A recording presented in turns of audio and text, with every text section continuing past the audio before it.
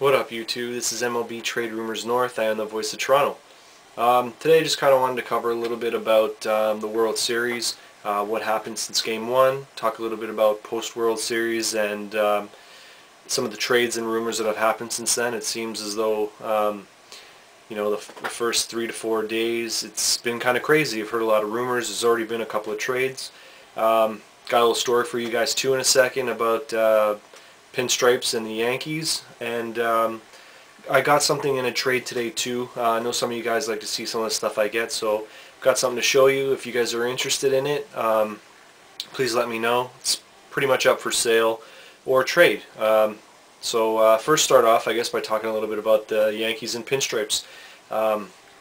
Originally in the 40s, 30s, and even in 1909, when some of the cigarette cards came out, a lot of the players were being represented on cigarettes packages, cigar packages, alcohol advertisements, because they were well known in the community, and that's how you advertise, by putting celebrities on or athletes. Either way, a lot of guys were on packages or advertising without being asked, and then they were taken off. For example, the Honus Wagner, I think it's a T 1909 card, is one of the most sought after and most expensive cards on the market, because they only produced a certain amount of them, because it was for a cigarette company, and Honus Wagner didn't want anything to do with it. So he didn't want children to see his face on these things and then they buy it because they like him. So only a certain amount of his cards were produced, and that's why they're a little bit more expensive and so sought after, because there wasn't a lot of them made. And of course, with the card being as old as it is, there's really not a lot in existence right now. I think it was Wayne Gretzky and one of the owners for the LA Kings at one point bought it for $2 million, and now it's just blown up. I think someone owns it, but nobody really knows who the actual owner is. Anyways, the reason why the Yankees went to Pinstripes is because another thing that goes along with health is fitness. And Babe Ruth being a little bit overweight, they wanted him to seem more slimming to the viewer. So the Pinstripes kind of made him look a little bit smaller. So there's a little trivia for you guys. I hope you enjoy. As far as the World Series goes, I told you guys that the Yankees were going to win. So I thought my predictions went pretty well, except for the Philly-LA thing. I thought LA was going to make it. And I said too that it was going to be a pretty tight series between Philly and New York, which it was. Philly looked really good in Game 1, looked good in the rest of the series as well, but the teeter-totter just kept going back and forth. It was very offensive for one team, then the other team came back very offensively. So it really seems that $200 million that the Yankees spent really paid off. A lot of guys came through. Although it was a very offensive series, the Yankees ended up on top and winning. Since then, though, a lot has happened in the baseball world. The Red Sox picked up Jeremy Hermidia from the Florida Marlins. Being in a National League division, people in the American League don't hear a lot about some of these guys. Interleague play has been a great thing. Seen a lot of guys come over, and play that normally we wouldn't really see or hear about. But I keep a little bit up to date on both divisions, and I think the Red Sox made a great pickup picking up Hermidia. Saw the guy play this year, and he's pretty young too. I think he's only about 25 years old. So he's still got a lot of ways to go. Red Sox have a high payroll, so picking up someone that's a little bit, less works for them. And it seems as though I think the Red Sox are going to be looking to get rid of a lot of guys and maybe bring in some youth. We know what happens throughout the year. As soon as teams let guys go, designated for assignment, if they're a solid player, the Red Sox pick them up. They did it all this year, so I wouldn't be surprised if that happened again.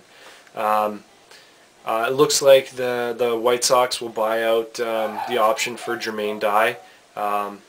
The White Sox also picked up Mark Teahen from the Royals.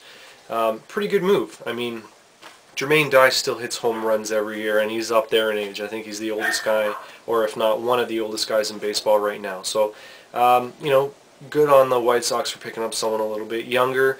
You know, in the long run, I think it works out well. The Phillies exercised the option for Cliff Lee. I think that was really smart too. He seems to be the smart pick over Roy Halladay right now. The guy was amazing in the playoffs. You know, he was in the American League, and I think just with him being on a team that didn't play that great, the Cleveland Indians, not a lot of people knew about him, but he's a good pitcher. He's been good for a long time now. People just haven't really noticed. The Diamondbacks also exercised the option on Brandon Webb. Didn't see that too much of a surprise. Kind of saw that coming. Let's see what else I got for you guys. I think the Royals will decline the option for Coco Crisp. I think he's got a pretty heavy salary. He's getting up there in age too, so I see the guy more as someone coming off the bench than a starter. Although, you know, some teams with youth might want him to be a starter, so I do see him getting a job somewhere else. Twins acquired J.J. Hardy for Carlos Gomez. Don't think this trade really makes that big of a difference to the Twins. J.J. Hardy, decent player, nothing amazing. I think Griffey is going to stick with the Mariners. I said that before too. Still see it happening. Andy Pennant, you know, the guy's up and down all the time, always saying that he's going to retire, that he's going to do this, that he's going to do that. Just won a World Series, so it's really tough to say if we're going to see this guy back again. In a way, I kind of see yes, because of the team just winning their, you know, 27th World Series. Michael Cudler got his option on Monday as well.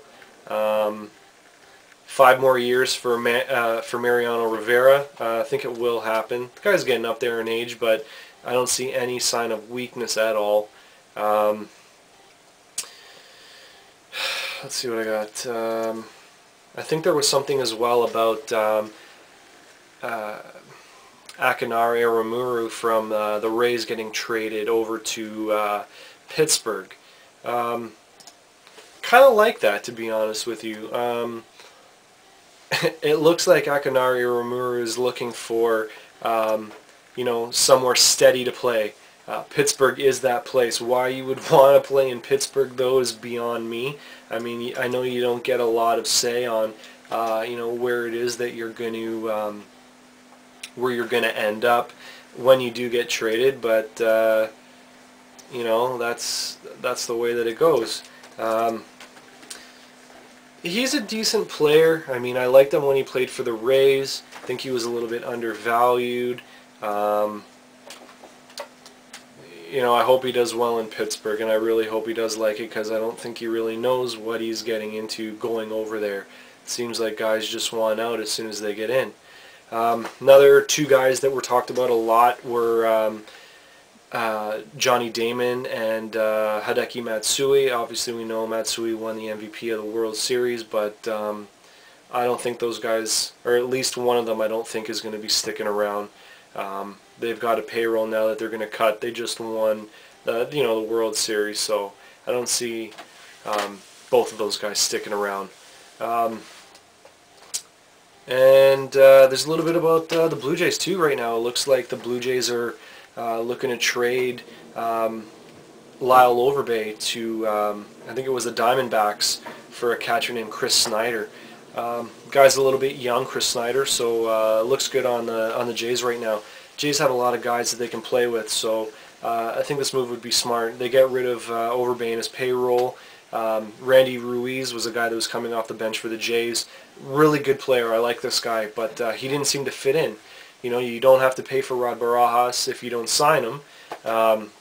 Bring in a younger guy, and you get rid of your first baseman that has a little bit of luggage and payroll with him. So, you know, I think it's a little bit of a win-win. Some of the guys that were on the team, like Adam Lind, Randy Ruiz, I think even Travis Snyder, Jose Batista, can all play first base.